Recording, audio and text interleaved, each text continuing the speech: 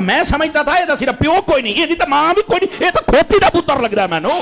مطمئن کمینہ انٹرنیشنل بغیرت۔ سن لو نعرہ غفران دا، مرزا جیلمی حرام دا۔ مرزا انجینئر کی پیدائش کی کہانی کو نہ پوچھ، اس میں کچھ پردہ نشینوں کے بھی نام آتے ہیں۔ گالیاں اگر آپ مرزے کو دے سکتے ہیں تو مرزا ہی آپ کے پیاروں کو بھی دے سکتے ہیں۔ اس لیے گالی دینا کو مسلمان کا شیوا نہیں ہے، دلائل سے بات کرو۔ تمہارے بزرگ بھی لپیٹ میں آئیں گے اور وہ بھی الٹا پکے ہوں گے۔ امام بچرا میں ایک دفعہ جلسہ تھا جمعے کے موقع پر، ایک طرف دیوبندی حضرات کی مسجد تھی، دوسری طرف ہماری۔ حکیم خیال ہے یا خلیل خیال ہے، تو اس نے کہا میں اشرف خیال ہوں۔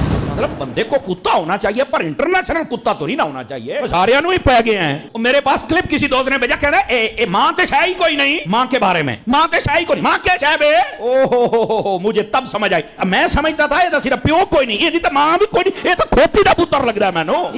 مطمئن کمینہ انٹرنیشنل بغیرت۔ پتہ کہ سن تو سیوتی نہیں، تو جیلم دی کتی ہے جڑا ہر بندے نو پہ گئی ہے تو مننے ہے تا میں حرام دا کہہ دی۔ اور پیر غفران صاحب نے بھی کہا تھا، سن لو نعرہ غفران دا، مرزا جیلمی حرام دا ان کا ہے۔ سن لو نعرہ غفران دا، مرزا جیلمی حرام دا۔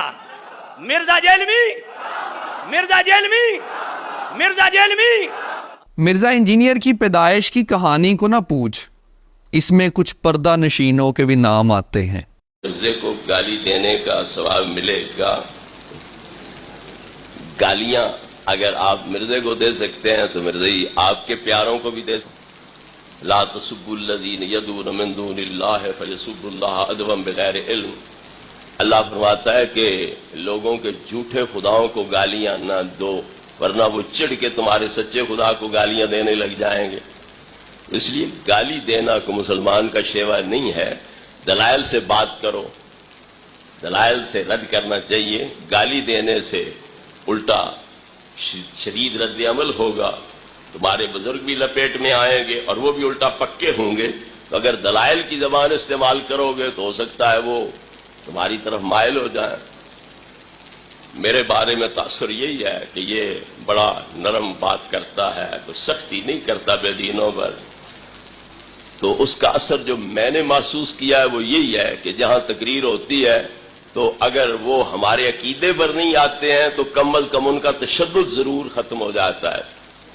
امام بچرا میں ایک دفعہ جلسہ تھا جمعے کے موقع پر، تو درمیان میں چھوٹی سی گلی گزرتی تھی، ایک طرف دیوبندی حضرات کی مسجد تھی، دوسری طرف ہماری۔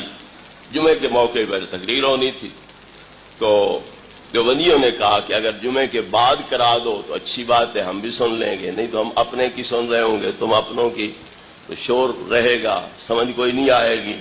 ہمارے ساتھیوں نے کہا ٹھیک ہے ہم اسی طرح کر لیتے ہیں۔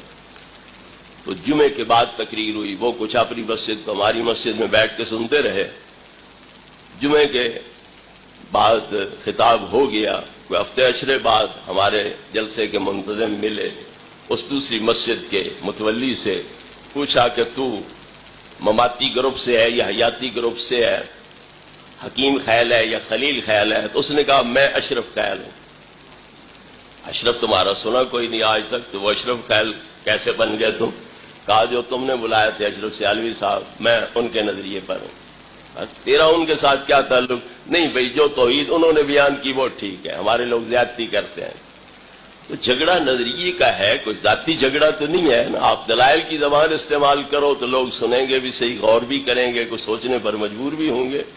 تو اگر گالی گلوچ پہ آؤ گے تو اس کا رد عمل الٹا شدید ہوگا، وہ مزید پکے ہوتے چلے جائیں گے۔